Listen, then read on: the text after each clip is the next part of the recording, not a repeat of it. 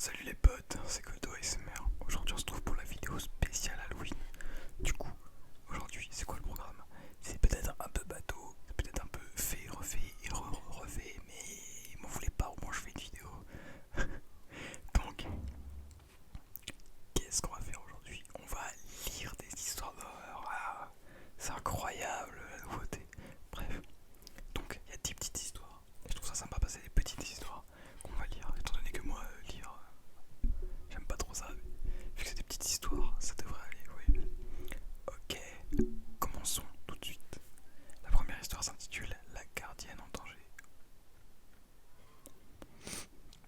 Une jeune fille qui économisait pour l'université commence à surveiller la maison d'un voisin en échange de rémunération. Le voisin, un docteur, lui demande d'arriver à 19h. Une heure après être arrivée à la maison, elle reçoit un appel téléphonique. L'homme au bout du fil lui dit que si elle ne sort pas de la maison, il la tuera. Elle raccroche et regarde sur l'afficheur. Sur l'afficheur? Vous avez déjà entendu ça, vous, l'afficheur? Mais la personne qui téléphone utilise une ligne privée. Ah, il est malin, le monsieur, il est malin. 30 minutes plus tard, un autre appel. Si tu ne sors pas bientôt de la maison, je te tuerai, déclare l'homme à la voix rauque au bout du fil. La jeune fille raccroche et appelle le téléphoniste. Cette dernière suggère de garder l'homme en ligne environ 1 minute pour qu'elle puisse retracer l'appel. L'homme rappelle après 30 minutes et la gardienne parvient à le garder en ligne. Il lui répète de sortir de la maison maintenant ou il la tuera. La téléphoniste rappelle aussitôt pour sommer l'étudiante de sortir de la maison le plus rapidement possible. L'appel provient de la deuxième ligne de la maison, celle du deuxième étage. L'assassin se trouve dans la maison. Voilà! C'est nul à chier. C'est nul. Ok, on va descendre un peu. Il y en a une toute petite là. Le casse-tête. Une femme âgée vivant, seule décide de faire un casse-tête dans son salon pour passer la soirée. Rien de plus banal, qu'est-ce qui pourrait se passer de mal? Dehors, c'est la noirceur totale. Ah, c'est vrai que ça, c'est pas normal qu'il fasse noir la nuit. Au fur et à mesure qu'elle assemble les pièces, une impression étrange la saisit. Elle reconnaît peu à peu dans son puzzle le décor de son salon, puis sa télévision, puis elle-même vue de face. De plus en plus fébrile, elle continue.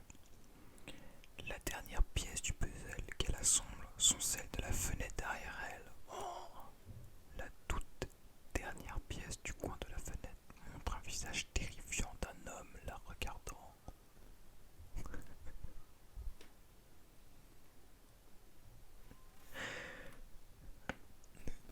Ne jugeons pas, ne jugeons pas. C'est une histoire terrifiante, dis donc. Est-ce qu'il y en a d'autres, des petites comme ça? Je trouve ça pas mal quand elles sont petites comme ça. Ok.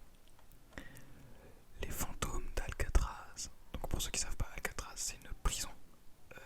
C'était une prison, la prison la plus dure à s'échapper. Et il y a des mecs qui ont réussi à s'échapper. Et je trouve ça super intéressant.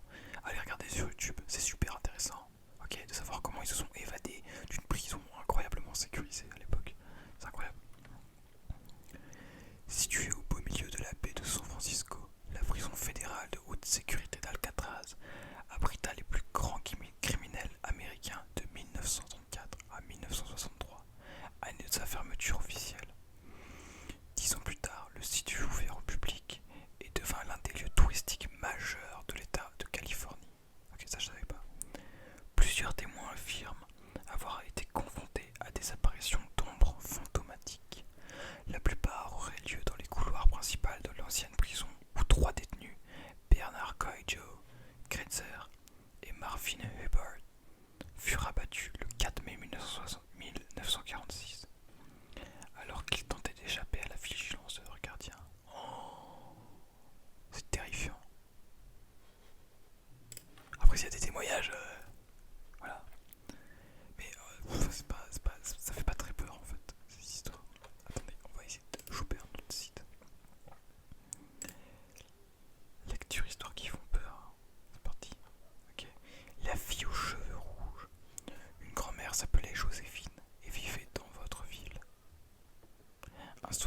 était en train de regarder la télévision, le journal télévisé, et quand on allait mettre une publicité, quelqu'un frappa à la porte.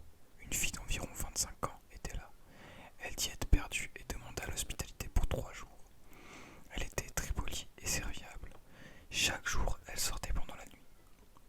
Le 3e jour, Joséphine regardait la télé comme d'habitude et vit le portrait de la jeune fille au journal. Elle s'était échappée de l'asile. Wow, en vrai, ça fait peur. Imaginez, il y a quelqu'un qui rentre chez vous, qui vous demande genre de venir et tout. Et au final, c'est quelqu'un qui s'est échappé d'un lieu où elle devait rester. Ça fait pire peur en vrai. Ce soir-là, elle ne trouva pas Chouchou, c'est son petit chien. Oh non, à ses pieds. Elle leva les yeux et vit la fille qui avait le couteau à la main, un couteau dégoulinant de sang, et c'est ainsi que périt la vieille femme Joséphine avec son chien Chouchou. La fin est drôle, mais c'est triste pour le chien. La fille est toujours dans les parages, donc faites très attention. C'est incroyable, c'est incroyable.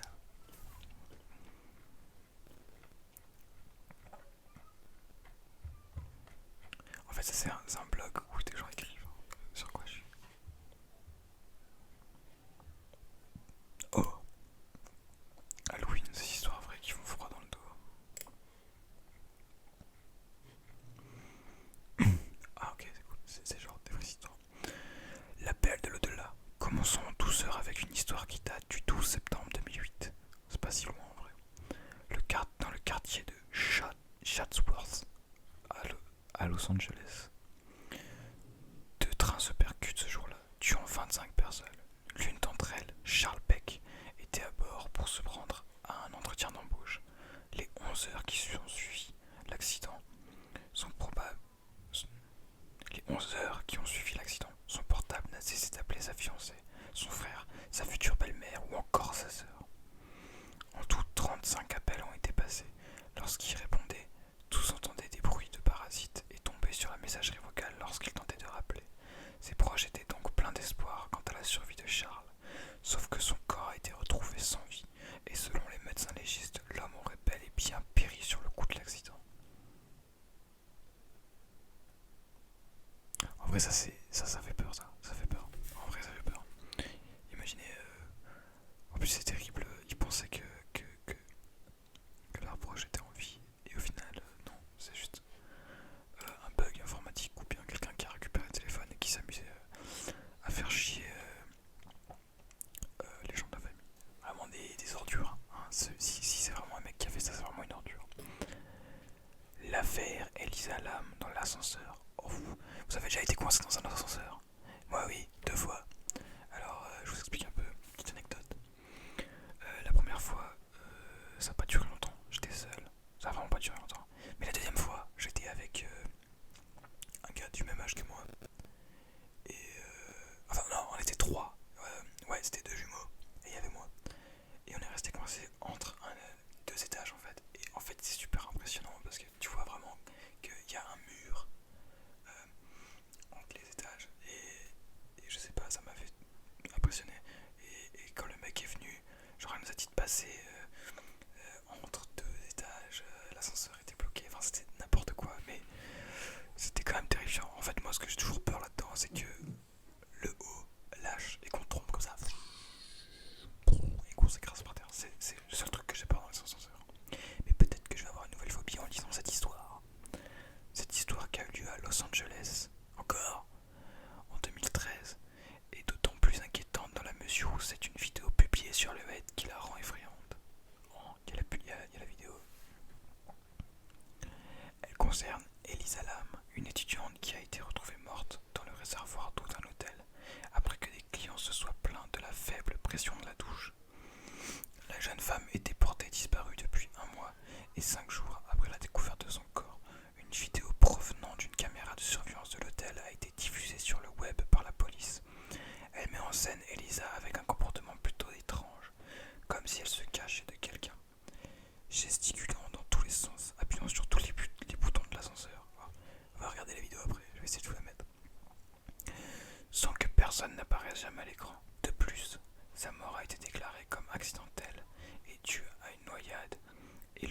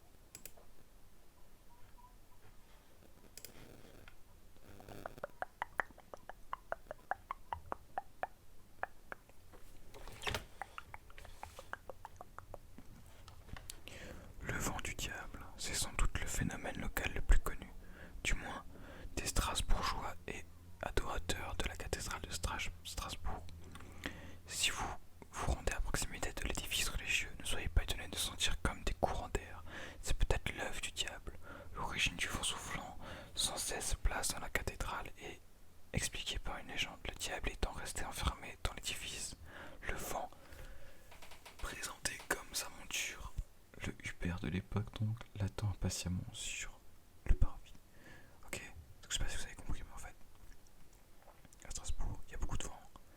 Et les gens pensent que en fait, le vent, c'est le transport du diable. Voilà, j'ai éclaté. Bon les amis, j'espère que vous allez passer un joyeux Halloween. Moi c'est une fête que j'aime et j'aime pas, je sais pas. Voilà. J'espère que vous allez passer un joyeux Halloween en tout cas vous. Et j'espère que cette vidéo vous aura plu. N'hésitez pas à aimer, commenter. Et c'est tout en vrai. Je demande juste ça. Ah oui, s'abonner.